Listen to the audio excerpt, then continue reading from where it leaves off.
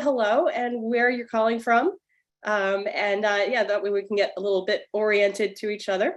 I love it when people turn on their screens. It really builds a sense of community. So if you are feeling comfortable turning on your screen, go ahead and do so, and we'll get to see who's here with us tonight.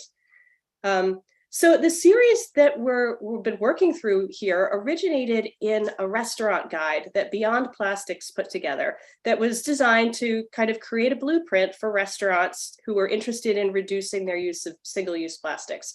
It's definitely not the first guide that has been created along those lines, but it had been a couple of years and new things come along, and it's always good to kind of refresh and have a new voice in the space. So we wrote the guide, and then a couple of really interesting things started happening. It came out in August, and I started hearing from a lot of people about, well, how do we use this guide to actually work with restaurants? I knew from doing the research and writing that working with restaurants to get them to change their behavior with plastics wouldn't just be a one-time thing. You're never going to be able to walk into a restaurant and say, hey, here's a great alternative. And they'll say, that looks awesome. And that's the end of the story. It's behavior change, and behavior change takes a lot of work. It's interactive, and it really involves relationship building as much as anything else. So people who had already been doing some of this saw the guide and said, this is great, but can you help us talk to the restaurants? Can you help us understand how to use this information in an actual human interaction? At which point I said, oh God, I don't know. I researched it on the internet and I just did the research. You're asking a researcher how to have a human interaction.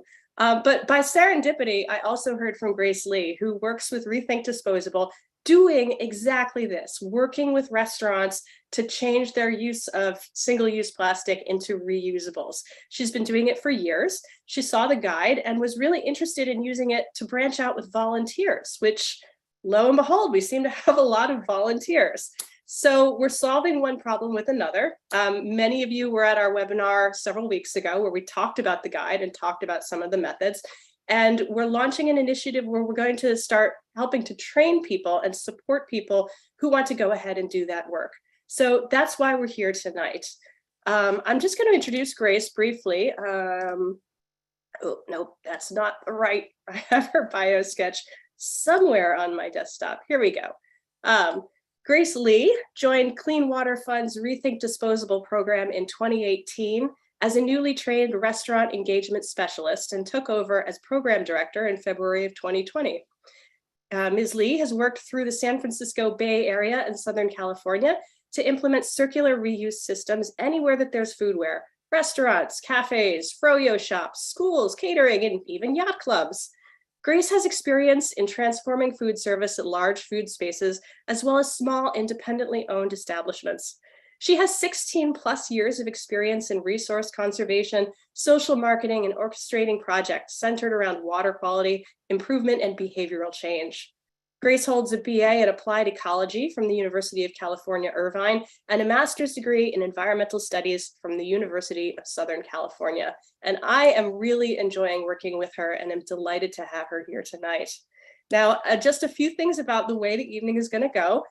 We will show you a little bit of role play to get everybody in the mood and to sort of break the ice. And then Grace is going to go over some methods. And then after that, we're going to break up into those breakout rooms.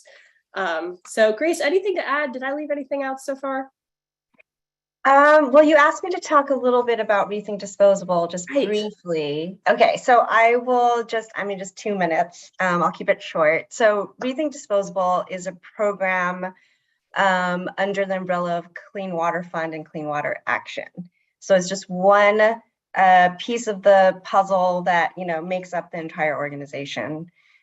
We are active in California, so mostly in the Bay Area. We are launching a new contract with the city of LA in a few weeks, and we were actually just awarded a national grant with NOAA, so the National Oceanic Atmospheric Administration. And the NOAA grant will allow us to launch ReThink Disposable in 6 other states in America. So mostly in the East Coast, or along the East Coast and around the Great Lakes. So this, this is kind of, I mean, everyone here is a little bit like my guinea pig, because we're just kind of trying this volunteer method to really bring our program from California and move it at, at speed and scale in order to match the global waste crisis. So I am really honored to be here and to work with you, Megan, and everyone at Beyond Plastics to make this happen. So since 2010, we've been doing ReThink Disposable. And, on our docket right now, we have probably around 450 restaurants that we've helped convert away from single-use disposables for dine-in to reusables. And then we're dabbling in a little bit of reusable takeout as well. So that's 300 to 400 to 450 restaurants that we've had the opportunity to work with. But everyone on this call, I mean, if we had all the volunteers in Beyond Plastics just do one restaurant conversion to reusables, that almost matches the number of restaurants that ReThink Disposable has done since its inception. So that is just an incredible growth in impact. And so with that, I'm very honored to be here. And I hope I can pass some information along. I mean, I'm learning all the time, and I look forward to learning from you as well. Thank you, Grace. So we're here to become force multipliers. And we're going to be holding, after this seminar, monthly meetings on the second Thursday of each month for people who are doing this work to check in with each other, moral support, ideas, tell each other how it's going. I'll be on those calls. Grace will be on those calls, and we'll announce them to everybody who attended this seminar. So let's get started. We'll do a little bit of role play right now. I am going to play an unoriented, you could say disoriented volunteer who's trying to do the right thing. And it's lunchtime in an unspecified restaurant someplace in the United States. So Grace, hello. I was just eating lunch here, and I noticed some things that I'd like to talk to the manager about. I'll try to make this quick because it's already 12:45 and I have to leave by 1. Is that okay? Oh, you're muted. I'm on mute. Well, thanks for being at our restaurant, but we're kind of in the middle of lunch. You know what? It's okay. I only need just a couple of minutes, and I really feel like this is important.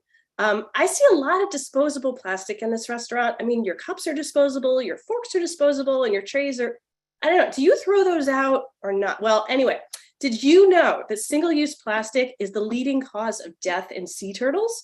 I read that on the internet, and there's so much plastic in the ocean that it's like an island, and boats need to sail around it. And I think a lot of that plastic is probably coming from restaurants just like yours.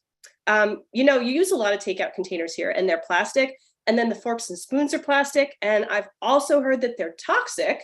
And I think that that's probably illegal because this is Ulster County. Whoops, sorry, it's not unidentified. And we have this law here that says you have to skip the stuff. But I got a plastic straw in my drink and I didn't even ask for it. And that makes me sad. And I also think that it's enforceable. So if it wasn't me, you could get a ticket. So I have some great ideas about how you can reduce your plastic here, and I really want you to try them. They might cost more, but it's going to be worth it for the environment. And I think I heard somewhere that you can maybe even save money if you do it right. So if you're not interested in making changes, I'm not going to be able to come here anymore. And I have a lot of friends, and I'm going to tell them to not come here either. And also, I like to use Yelp a lot, so I might have to write a bad review. You don't want that, do you? Oh, God, you know what? Look at the time. I have to go. Have a great day. Oh my gosh. Okay. My response. So Grace, please tell us what I did right and what I did wrong in that scenario. Amazing. All right. Well, first, okay, I'm going to try to use the compliment sandwich, but you really set yourself up though. Okay. So I commend you for speaking up and for, seeing something and saying something. I see this all the time on subway signs. It's really hard to enter into potential conflict. So I really do commend you. I think for things that we could work on, one of them is that it's always a good idea to introduce yourself. So your name, at least your name, and that you are a customer that loves to come to this restaurant, or something complimentary like, the food was amazing. But you know what? I did notice that there were a lot of plastic utensils, blah, blah, blah, blah, blah. So introducing yourself, I think, is a great idea. And starting with a compliment, something wonderful about the restaurant. The second thing, I mentioned that we were in the lunch rush. So definitely not the perfect time to speak to a restaurant. So during the first webinar, I did call out certain times that work better for restaurant engagement. So right after breakfast, what are you doing? Lots of things to eat. Okay. Grace and I both have 7-year-old research assistants. So right after breakfast, before the lunch rush, right after the lunch rush, before the dinner rush. It's nice to be there, the only person in the restaurant, so that the restaurant owner or the manager or staff, they have plenty of time to talk to you. Even if there is one person in line ordering something, that is a bad time to be there. They will be way too concerned about filling this person's order and attending to them than listening to someone trying to sell something to the restaurant, right? So that's another thing. I have a staff person on our team, Maria Murataya Mayes, and they talk about active listening and radical listening. And so, Megan, you mentioned that this is partnership building, and it definitely is, right? It works better if you make a connection. So we want to be there to be radical listeners and ask some questions to engage the person that you're speaking with. So you asked if you, I think, right, you in the beginning, you asked if you could speak to the manager. I didn't even. Oh, you didn't even, oh, you just went for it. Okay, all right, yeah. So, maybe asking a question. The food was amazing. How long have you guys been operating? Wow, you made it through the pandemic. That must feel pretty good. Blah, blah, blah, blah, blah, blah, or something like that. Stay away from the enforcement threat. I mean, it's kind of like someone throwing a baseball at your face. You will flinch and you will put your hands up, right? So it's an instant defense goes up, and it's not quite conducive to making a connection to the person. Another thing, reusables, we've found 100% of the time to save the business money. And usually the payback period happens in about 4 months. This is for a small to medium-sized business. So, and we've done data dives with restaurants to understand the impact of reusables, and we account for labor, we account for higher water bills or energy bills. And even with those things considered, there's still a savings after the payback period, again, which happens sometimes a few weeks and, to a few months. So reusables do save restaurants money. We never lead with the environment. So restaurants are there because they're a business and they're trying to make their margins, right? That's typically the case. So we always lead with the business case and the savings and the economics behind reusables. So 1, reusables save you money. 2, it helps you solidify a loyal customer base. There are so many people right now, and it's a growing number of people that are interested in businesses with a sustainability backbone, right? So it lends them a competitive edge with green marketing, and you can help with social media, but just, and I kind of wanted to address some of these questions too, but should we wait a little bit, Megan? I think we should just roll forward because we've got a Okay. lot to cover, and we may cover what's in these questions. Okay. I will say I very intentionally tried to sound like I don't know what I'm talking about, as a, like, know your facts. Don't say you just read something on the internet. Pretty much every single thing I gave to Grace, that I said to Grace, was wrong or so hopelessly vague and misinterpreted as to be almost offensive. Have your P's and Q's in order. Yes, exactly. And then, right, I mean, my next thing was just like, I heard somewhere, so it tends not to be very convincing. And to be honest, you probably won't have enough time to actually go into a spiel behind, like, there's a program called ReThink Disposable, and they've done data analysis with reusables, and it does save businesses $3,000 to $22,000 a year. It's too much, right? So the information needs to be very, very short, very concise, and fit into, and I'm literally like 2 minutes of time. That's really the amount of time that you have with the owner to make your pitch. And then, let's see. Okay, I'm getting distracted by all the questions. And I believe towards the end, Megan, you were also saying something like, okay, bye, I have to go, oh my gosh, goodbye, right? Okay, so that's an extreme case, but when you are talking to someone who is, that you do have their attention, you make an appointment for a follow-up, even if it's a little bit more on the vague side, right? So, you know what, I know that you, not me, you are really busy right now because it's the lunch rush. I live in the neighborhood. I will come back when you have more time and space to talk. Probably Tuesday at 2 p.m. Does that sound okay to you? And then if they say, I don't know. I've been to restaurants before where they've told me to never come back.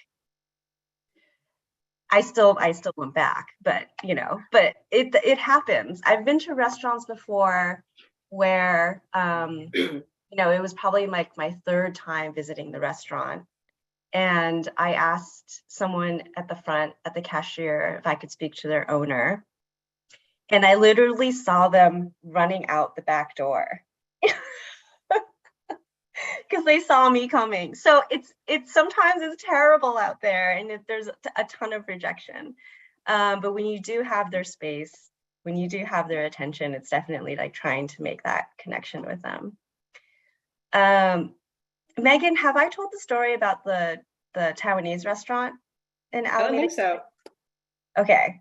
Well, I'll tell you my like big, I don't know. It was one of the first restaurants that I had a chance to make a pitch. And so when I was piloting ReThink Disposable in Los Angeles, this was the first time that ReThink Disposable had done anything outside of the Bay Area. So it was with a previous employer of mine.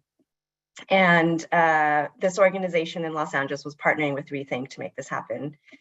And I went through a 3-day field training with an extremely seasoned ReThink Disposable specialist. And so we watched Joanne, make the pitch at a couple of restaurants, and then, and then it was our turn to speak to a restaurant. We went to this place called Tito's Tacos, which is amazing. It's an amazing Mexican food place, and they have lines down the street at every hour of the day. And we went right when they opened, even before they opened. So they were still kind of prepping and things like that. And it was probably like 8:30 in the morning or 9 a.m. in the morning. They were a lunch place, right? So I wanted to get there before anyone else was there, before they had any customers. And I convinced the staff person to get the owner to come and talk to me. And when they did, I tried to make my pitch. I was fumbling all over the place. And I finally got to the point where, their eyes were rolling back and they were looking at their clock and everything. And I finally got to the point where I told them, oh, we have $300 that we can give you to transition your entire restaurant to reusables. And they were probably making like 700 transactions a day on all disposables. So for her, in her mind, in the owner's mind, this $300 was like, you know, dust, budget dust to them. And so she looked at me and she was like, excuse me, $300? You really think that's going to help me?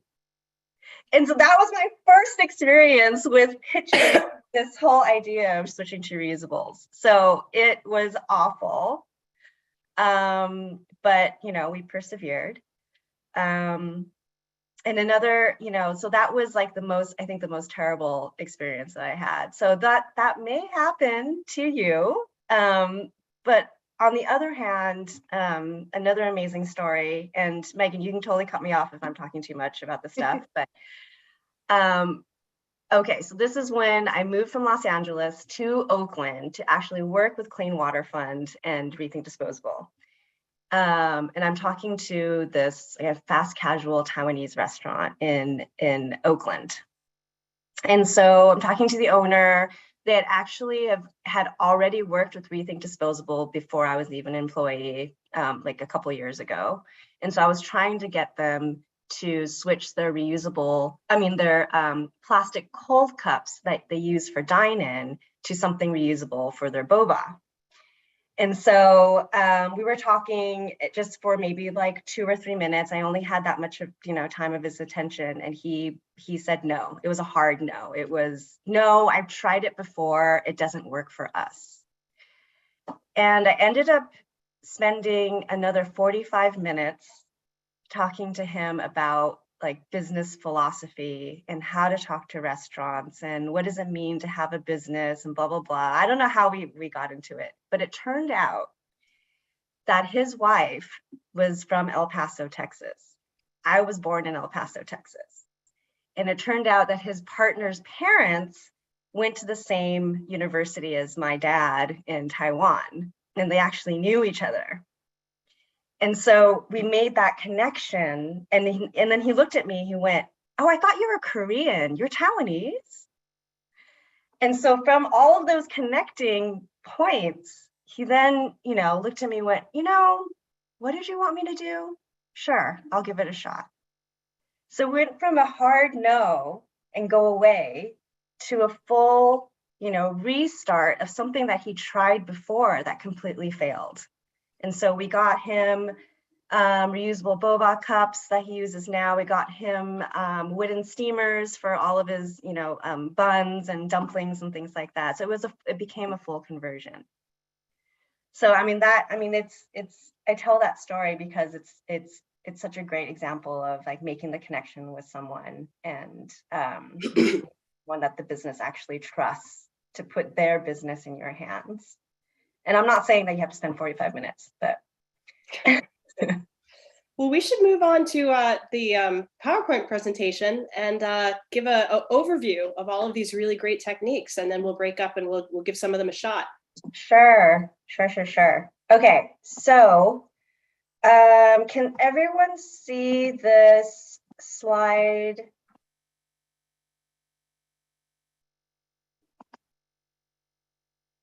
Hold on, I'm going to hide floating meeting controls. Okay. So Megan, is this visible? Your floating meeting controls are definitely still visible, but we can see your slide. Okay. Oh, weird. All right. Maybe there's a lag. Okay. So at the last volunteer training, we went through very quickly the 6 different phases of the ReThink Disposable process. And what I want to do today was just to dive in to the second phase you see here, which is sign up, right? So this is the point of this training, is to figure out what is the best method for you to get a restaurant to say yes to reusables.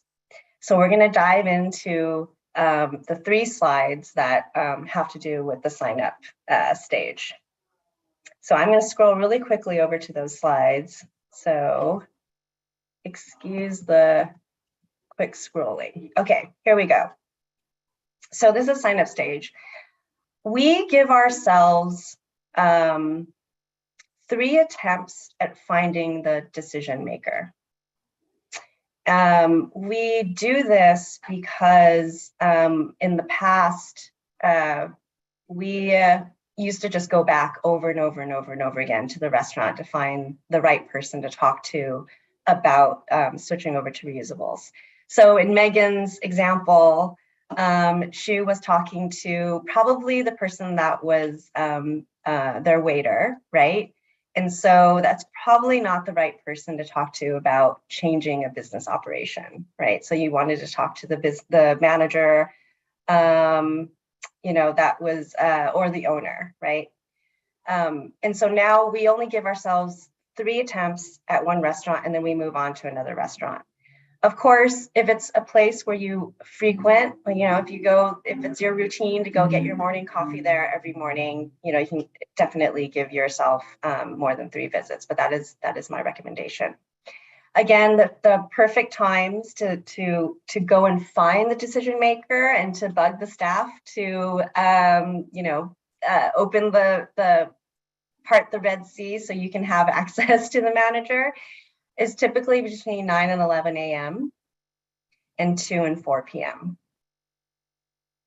And when you are at the restaurant ready to talk to someone, be sure to have some tangible recommendations already top of mind.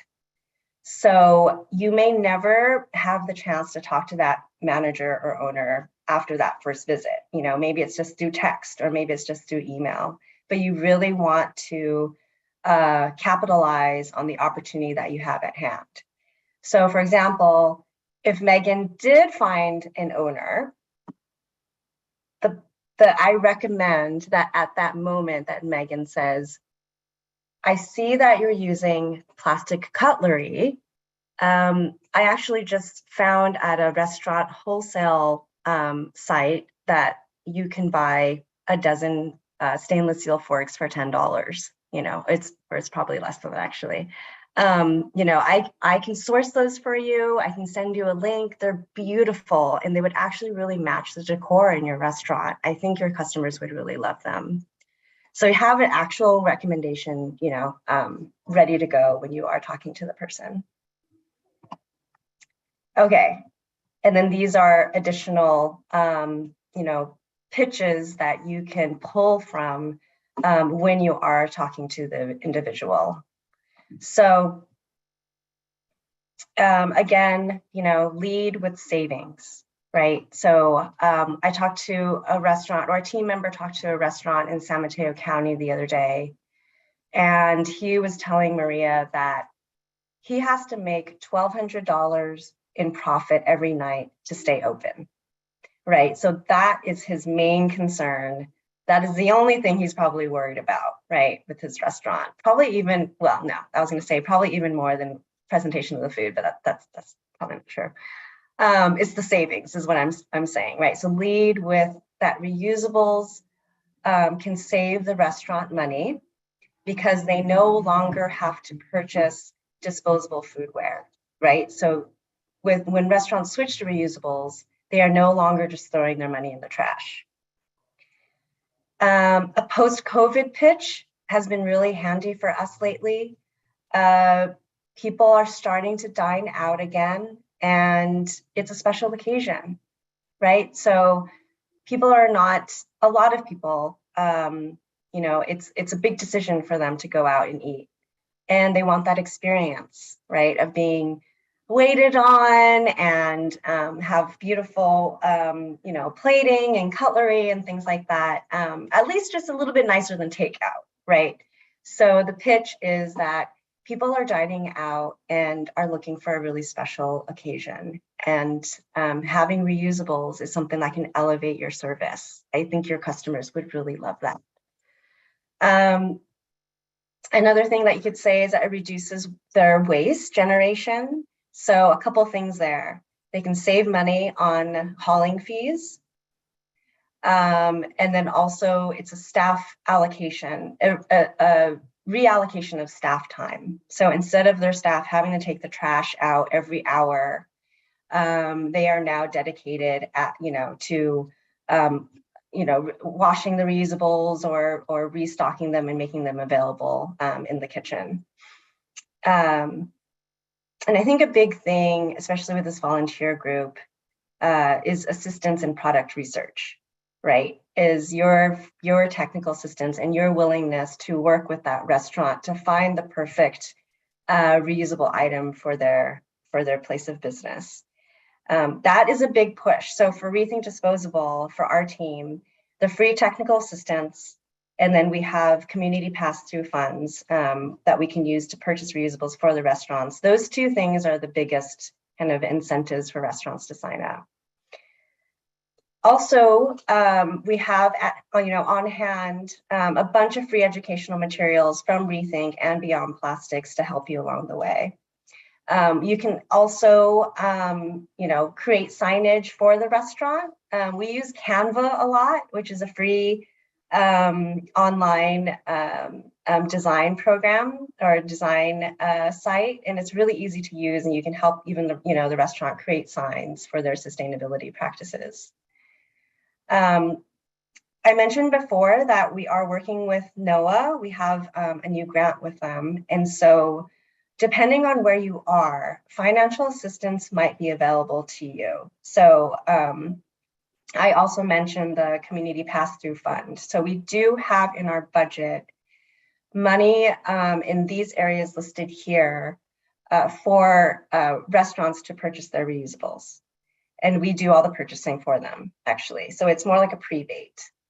But if you are talking to restaurants in Maryland, Massachusetts, Rhode Island, New Jersey, Minnesota, or Philly, or know of any schools in Connecticut that want to convert to reusables, we have a little bit of funding available for those restaurants. Another pitch or another incentive that you could use when you're talking to a restaurant is that opposite of what Megan said, that she has a lot of friends and she's going to write and tell them all about how terrible the restaurant was, but you're very active in the community. And I would love to, shout out to my community, all the amazing things that you're doing to reduce waste and to elevate your dining experience, to make this dining experience so memorable to me. Yelp now has environmental attributes available on their website. So you can also rate and review the restaurant based on very specific environmental attributes. For example, do they have reusables? Are they serving in reusables? Are they accepting people's BYO or customer containers? Is there, and there's other things too, like do they have electric car charging and like vegan, vegetarian options and things like that. But also, I'm sure that, most of you probably have Facebook or maybe Twitter or maybe Instagram. So you have your own network that you can post the wonderful things that the restaurant is going to do with you on all of your social media as well. ReThink Disposable is, we're mostly active on Instagram. So even if you want to send me something to post, I would love to do it. Just send me details on the restaurant, where the restaurant is, and just, a quick kind of one sentence of what you help the restaurant do. In a picture, we would love to post things for you and make a shout out to you and anyone else that you've worked with to make it happen. Let's see, and then the last one, if appropriate. So I know I said never lead with the environmental pitch.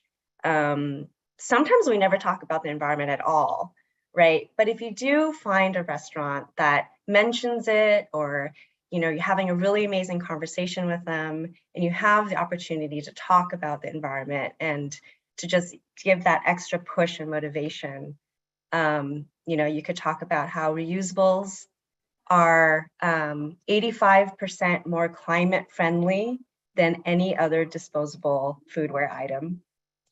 Reusables end up saving water if you look at the entire life cycle of the product.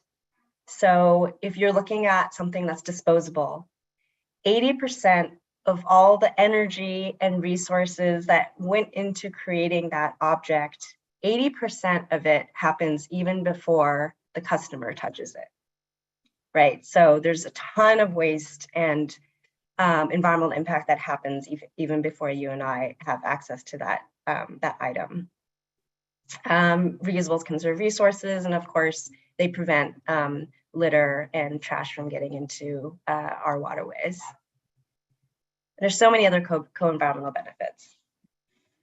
Okay, let's see, what's the next one? Okay, common barriers. So I listed 6 major barriers and the most common kind of pushbacks that we get out in the field. Oh, I can't afford reusable foodware. It's way too expensive. Right. So, and we can go over some of these answers in our breakout groups, but I'll just go over these really quickly right now. I don't have anyone to wash dishes, right? We have a skeleton crew right now, especially with COVID. It's really hard to find labor. I don't have extra storage space, right? So my entire storage, I have a tiny little closet. You know, there's no way I can buy extra reusables. My customers will complain. If I change anything, I'm going to get complaints. We've often also heard, this won't work at my business, like the Taiwanese restaurant, right? Oh, it's just not going to work for us. And then last, something that's very common that we hear, it's a health risk because of COVID, right? So these are very, very common. And we have answers to all of these. So, for example, I can't afford reusable foodware. If you buy in bulk, it's very, very affordable, right? So for us, for ReThink Disposable, $300 to $500 is enough to set up a small to medium restaurant on 100% reusable. So for just a few $100s. I have a case study for a dim sum house in Chinatown in San Francisco. They spent $429 to replace all of their disposables that they were using for dine-in, and they are saving $33,000 a year just from that investment of $429. We'll get into, I don't have anyone wash dishes in our role play. Extra storage space. I've installed shelves at restaurants before to open up space for them for drying their reusables and to store their reusables. So there's definitely room for that. You can get carts that have, you know, extra storage space. There's plenty of foodware that's stackable, so that it's very minimal space that you need for the reusables. And also, if you cut down on the disposables that you have to store, then that makes space for the reusables. And another thing is that with reusables, you only have to have enough for the rush. You don't have to have reusables for every single transaction and order that you're gonna make across the entire day. So it's just for the rush, and then you wash during the downtimes, right? My customers won't complain. That's part of role playing. This won't work at my business. So one thing that we've tried that's been successful is that you take away the mental perception that it is an all or nothing switch, right? So if they switch to reusables, it is daunting, right? In your mind, like I'm already dealing with like trying to make my margins every night and dealing with customers and getting inventory of everything and all of that. So what we usually say is, will you try this for just 2 weeks? Let's just try one reusable item, something that's really easy, like water cups. Let's just try it for 2 weeks. I'll come back after 2 weeks and we'll see how that feels. Why don't we go from there? And then if it sucks, if it totally, you know, bottlenecks your operation, then we don't have to move forward, right? So you just get them to try one thing just for a short amount of time. And oftentimes that opens up the floodgates. They'll want to do 100% conversion. And we've had that situation before. It's a health risk with COVID. So we have additional information actually on specific data that shows that COVID is not transmitted through surface transmission, right? So it's proven. And we have some articles and things like that that I can share with everyone that goes into more detail about how COVID is transmitted and how reusables are safe. Okay, so those are my 3 slides, Megan. So I think we can jump into the role play unless we want to just answer like 1 or 2 questions. Yeah, why don't we take a couple of questions and then like maybe 2? You want to, if you see Yeah. anything.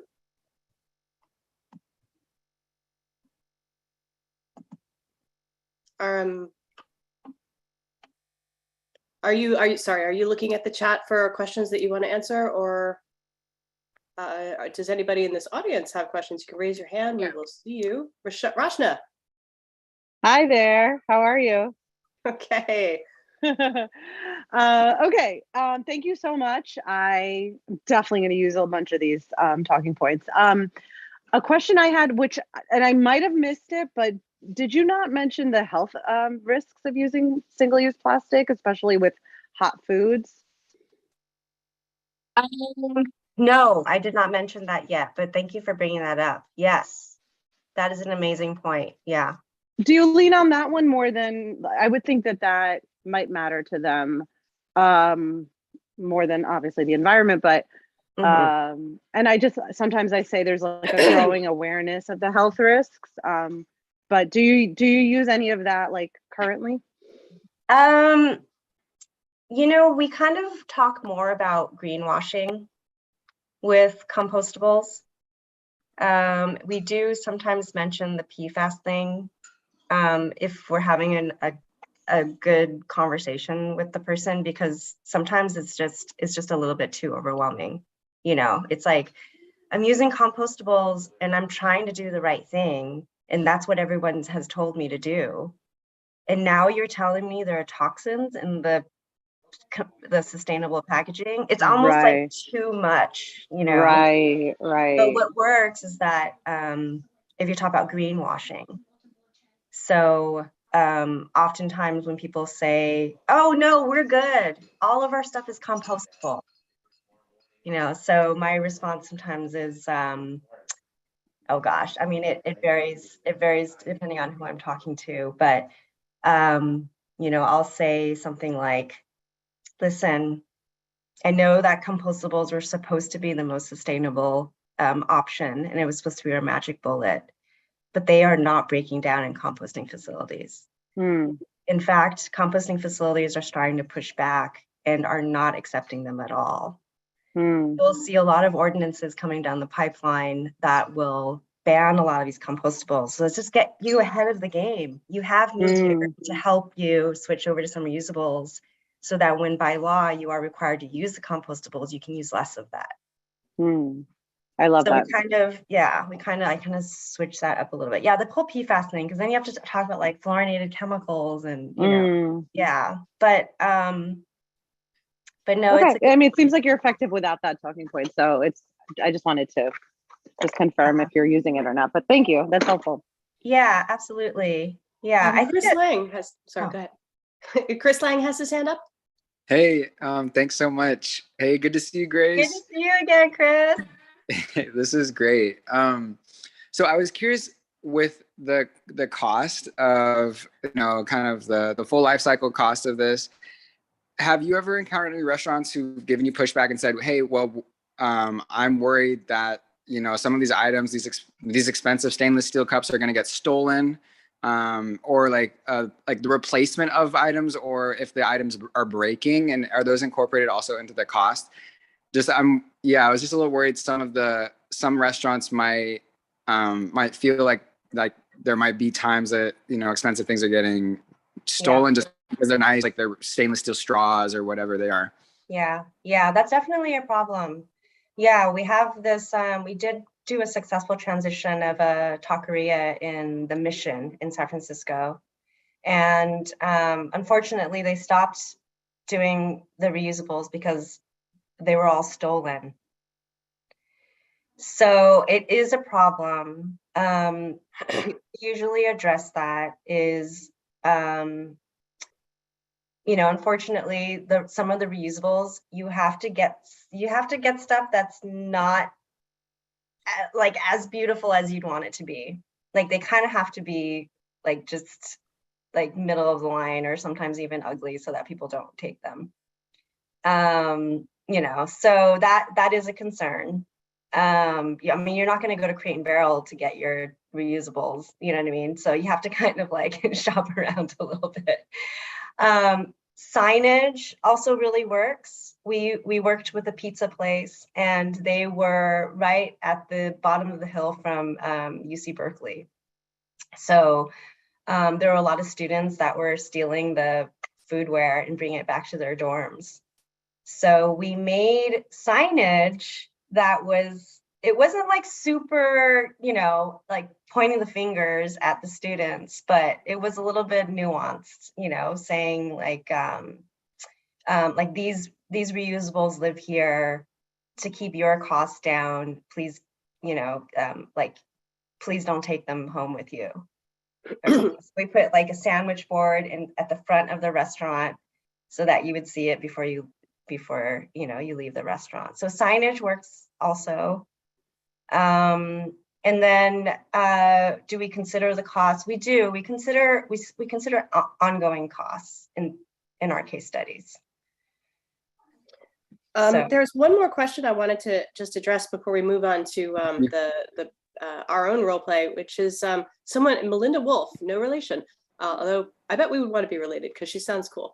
She says, could we benefit from having more sound bites and data to overcome the objections? Can you steer us to resources online for this type of info? Are there other places that we can send our volunteers to look for how to combat that?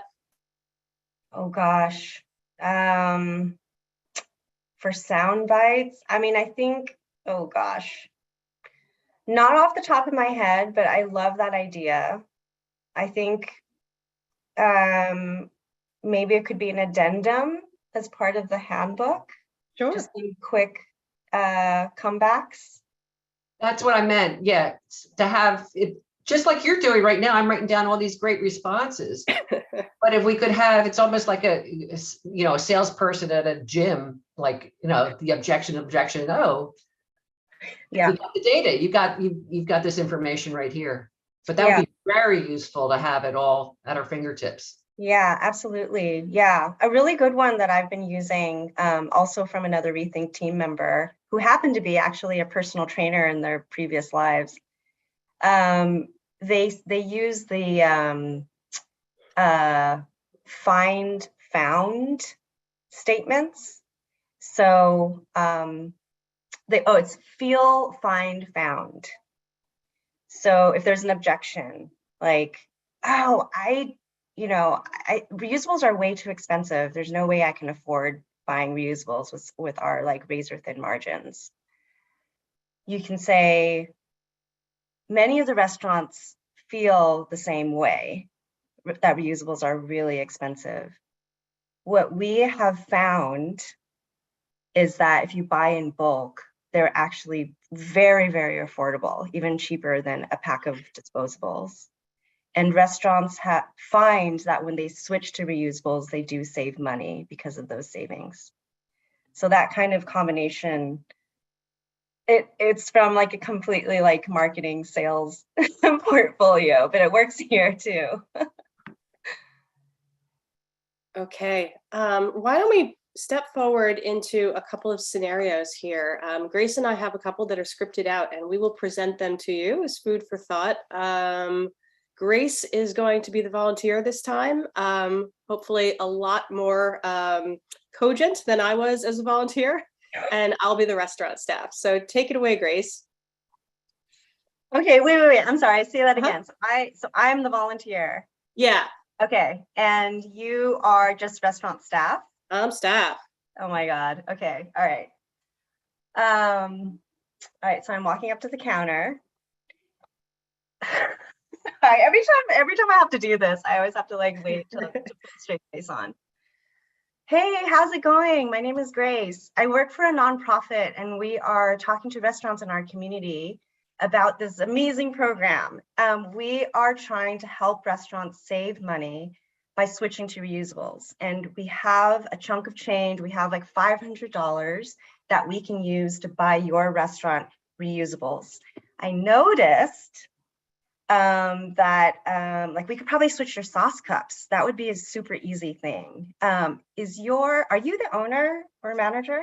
No, I'm not the manager. The manager is actually really, we have a bunch of restaurants, so the manager's hard to find. They're not here now. Yeah. We come across that quite often. Is there like a best time that maybe they'd be like running errands and dropping things off here, or? I don't know. Their schedule's really unpredictable. I don't know it. Yeah. No, I hear you. I'm wondering, okay, so I don't want you to lose out on this chance. And in fact, if the owner signs up all of the restaurants in the area that he owns, we do have funding available throughout the Bay Area or wherever we are. So he could in fact be able to use that funding for each of his restaurants. And that actually would be an amazing savings to him. Is there a way, I guess you could try in the afternoon around 2. He usually drops things off ahead of dinner hours. So that might be a reasonable time. Okay. All right. I live in the area, so I'll just drop by. And what was your name? Megan. Megan. Okay. Thank you so much. Again, my name is Grace. It was really nice to meet you. Okay. I'll be back tomorrow afternoon. Okay. So the critique there. Grace, do you want to critique yourself or shall I critique you? Oh gosh, I don't know. Let's find someone else to critique. Do we have any volunteer critiquers in the audience? Hands up. I know a lot of you and I know you're not shy. Ashley Craig. First of all, great job, Grace. And I don't know, when you signed up for this, did you know that Megan was going to just be super difficult? I had a feeling. I've gotten to know Megan and I had a feeling. I feel like this would be happening.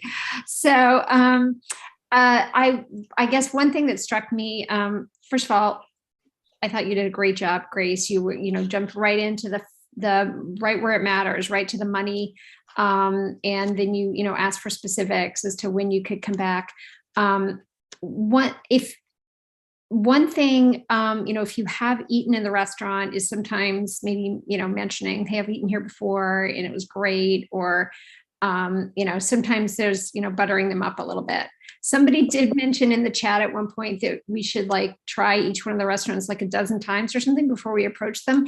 And I mean, that would be amazing. But I think A, we would all gain like 20 pounds and B, we would all like, I don't know, I couldn't afford that. So personally, it was a great suggestion. But yeah, so that would be the only thing I thought of is maybe to mention, to compliment them a little bit more, to butter that Megan up, because man, I don't know what it's going to take for her. I'm a tough customer. You are. That's so funny you mentioned that. I gained 20 pounds when I started this job. Because I just was like, you know what, maybe if I buy something and eat here, I'll have an excuse to talk to them. So yeah, after a while, I was like, I can't keep doing this. Oh my God. I know. Yeah. Now what I do actually, when I walk in, I will actually walk in and pretend that no one can hear me. And I'll say, I'll go, oh my God, it smells so good in here. And then I'll go up to the counter and be like, hey, my name is Grace. I'm talking to restaurants. Oh my gosh, your food looks amazing here. So, or you'll just say it when you walk in and they'll be like, oh, okay, that person seems like a nice person, This place is gorgeous or whatever. Yeah. Those are great looking scones. I'll be back. Even if you're not going to come back because you're like, I can't eat any more scones. Okay, Maxine Lobo has her hand up, but she's muted. Yeah. I just want to say, I thought your catch line, Grace, I'm not sure if that's the right term, but when Megan was giving you a hard time and you threw out this notion, once you knew that there were like a chain of restaurants, that you didn't want them to lose out. and you could offer this, like special deal that's time sensitive. I thought that was really clever and a great approach. And it seemed to shift Megan's response to you. She seemed to be more open and provided a time for when the owner might be accessible. So I thought that was a pivoting point. Yeah, I was thinking, my job in my restaurant might be to protect and serve my manager, and then like protect my manager from lunatics coming off the street trying to sell something. Exactly. So yeah, that piece of the pitch was good. Also, she kept on working on me. Like I said no, but she didn't exactly argue. She just like kept on working. So we should move to the next role play. We had one more we were going to do before we do some breakout groups, and then there are some interesting discussions going on in the chat that I'm hoping that we'll be able to address, particularly about dishwashers and drought. But let's go to scenario 2. Once again, Grace is the volunteer, a competent, focused, and professional person, and I am the person working in the restaurant. Okay, so we're doing scenario 2. So this is low on staff. Mm-hmm. Okay. All right. And I am the volunteer, right? Yep. Okay. All right. Let's see. Let me read through these notes. Okay. Hey there. My name is Grace. I work for a national nonprofit coalition, and we're working with restaurants to help them reduce waste and save money. I live down the street. I come here all the time, and I love your food. So I'm hoping that we can get you on board. Let's see, wait, what else did I say here? I see that you're using some reusable foodware, and I want to thank you for doing that. Food always tastes so much better on reusable foodware. But I did notice that you have some disposable cold cups. Would you consider switching those over to a reusable option? Well, I love the idea, and I totally appreciate your point, Grace, but we're really low on staff. It's very hard to find people who are reliable for just dishwashing. So it's hard enough to wash the prep dishes, and we can't find people to wash things, and then we have a pile up of dirty dishes. Yeah, absolutely. Absolutely. I wonder though if I'm a volunteer and I'm very passionate about this. So I was just kind of like trolling the internet. I did find some wholesale sauce cups you can get like a dozen for like $10. What if I just drop them off and had you try them for a couple of weeks and see how it feels? If it's way too crazy in terms of dishwashing, then you don't have to use them anymore. I don't even want the sauce cups back. You can keep them. But could I ask you maybe just to try them out for a couple weeks? I mean, if you're providing them for free, I can give it a shot. Okay, so can't now, make any promises, but yeah, we can give it a shot. Yeah, great. Okay, so I will do that, and we'll keep.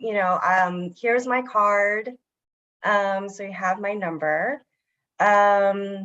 Let's make an appointment so I can speak with you again. And I'll be back, with those sauce cups. Again, I live just like right down the street, so I can come back next week and drop them off. Or no, I have to say I'll come back tomorrow or something. Yeah. All right. Well, sure. Thanks. Yeah, but I'll give you a call. Oh wait, no, you're not supposed to call me. I'm just coming back. Sorry. All right. Well, I just lost my Emmy. No, I went off script too. It was supposed to be disposable cold cups, not sauce cups. I'm taking your Emmy back also. All right. So that one was more of a softball one, since it went well. Does anybody have any comments about what went well, what could have maybe gone better? Or yeah, any thoughts about how they might have done that themselves? Don't eat mashed potatoes. Amanda Gatto. Hi, Megan. Well, I thought it was really well done with the offer to bring in some samples to try, but you never did really address the fact that you didn't have staff to wash them. So yeah, I wasn't sure how that was maybe is that the idea to not directly address the objection and just come up with another thing to try? I don't know. Yeah, no, you're right. I think I was, okay, so my comeback of let's just try it for a couple weeks and see how it feels. If it's just too much work for your staff to wash, then you don't have to give the product back. You don't have to keep using them. So that was kind of my comeback for that. But that actually works for a lot of like hurdles. But that's what I was trying to do. I was trying to address the fact that it is it's a perceived fear or perceived obstacle, and that if they do just try it, it's oftentimes never manifested. Okay, so this is where the feel, find, found thing might have worked. Oh yeah, that's right. Okay. Yeah, it could work there. That's true. Yeah, Okay. like a lot of restaurants feel as if reusables will take way too much time. I've worked with hundreds of restaurants that have switched to reusables, and they find that it's not a problem. In fact, they've found that it's quite easy to make that transition, and it's a reallocation of staff time. So instead of your staff having to take trash out every hour, you're reallocating. So now they're doing a little bit of bussing and washing dishes, something like that. Oh. So I think we should give people a chance to give this a shot themselves. Since it's 8 o'clock now, I think we could do about 15 minutes. We have in our group right now a bunch of volunteers who have volunteered to anchor various rooms. We want to make 10 breakout rooms. My colleague Andrew Craigie is in charge of that. And Andrew, can you give us any instruction on what we need to do with the breakout rooms? Are you putting us all into them, or how are we going to do this? Yep, I'll put everyone in their room right now. So we'll reconvene at 8:15 or 8:20.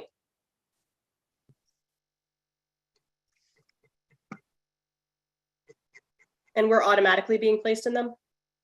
Yep. Okay. Hold on 1 second.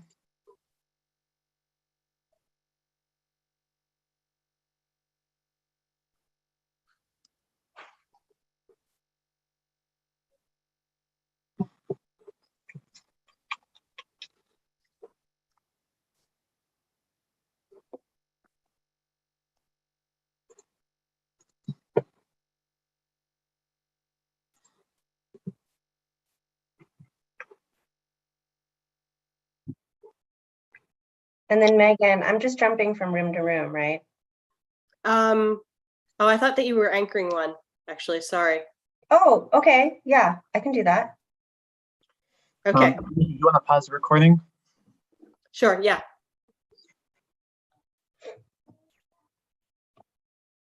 All right. Is anyone getting a message to join rooms now? Oh. No.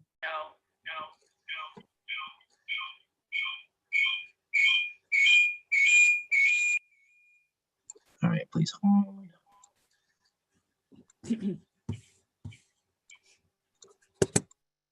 Darn, I want another shot at my Emmy. I felt like that was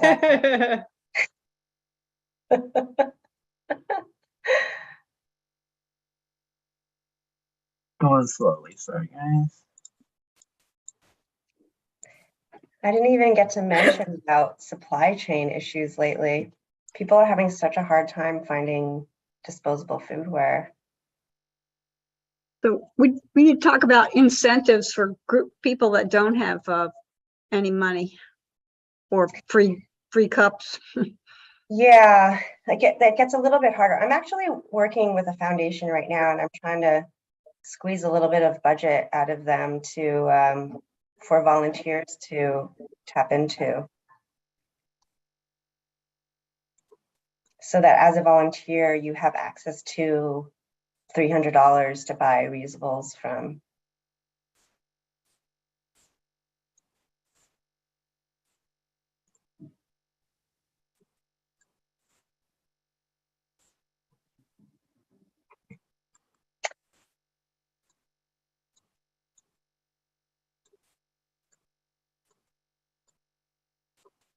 Room 10.